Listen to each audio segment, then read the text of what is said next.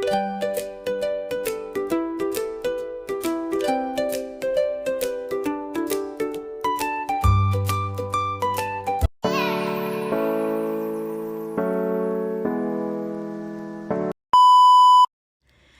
New Year mga ka-twinnies! I am the mom of twins, Mama Hailey, na dating welder at ngayon ay home baker. Oh my God! Yes! Tama kayo na pagkakarinig! Ako ay nagtapos ang 4 years course na welding! Tara, hindi makakalain. Diba? Nakakaloka. Ang layo ng transition ko. From being a welder, naging mom muna tayo bago tayo naging home baker.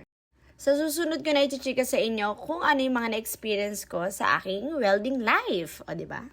For now, dito muna tayo sa aking ginagawang number cake. Actually, this is my second time na paggawa ng number cake. Ang first time kong ginawa ay yung kuromi na number 3 at 10 inches yun. This one is Christmas ang theme. Then, ube chiffon ulit. At ito ay milestone. Number!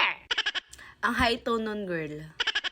Anyways, ito nga rin ang first time kong gumamit ng stencil. Kasi nung gumawa ko ng number cake na number 3, kuromi theme, ay ginamit ko ay silicone at 10 inches yun. Kasi natatakot pa ako. Tsaka kulang pa ako ng mga pans.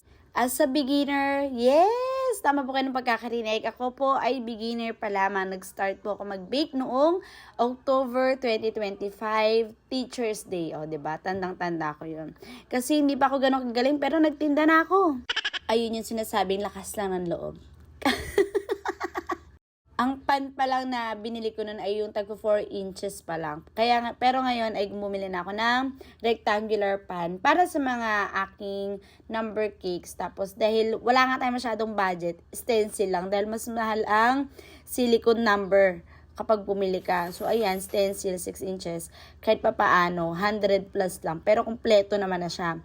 Na 0 to 9 numbers.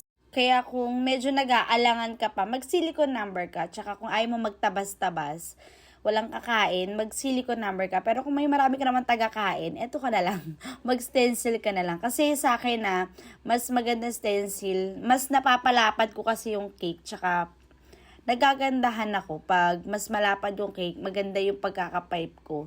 So, yun lang. For my own experience lang at sa aking mata lamang. Pero nasa sa inyo yun kung saan ang mas gamay ninyo. Mas maganda kasi na may experience natin yung iba't ibang anggulo para tayo nang huhusga kung saan tayo magiging komportable. At ayan na nga siya ang aking final output ng aking Christmas theme number 4 milestone. Merry Christmas everyone! Kahit late.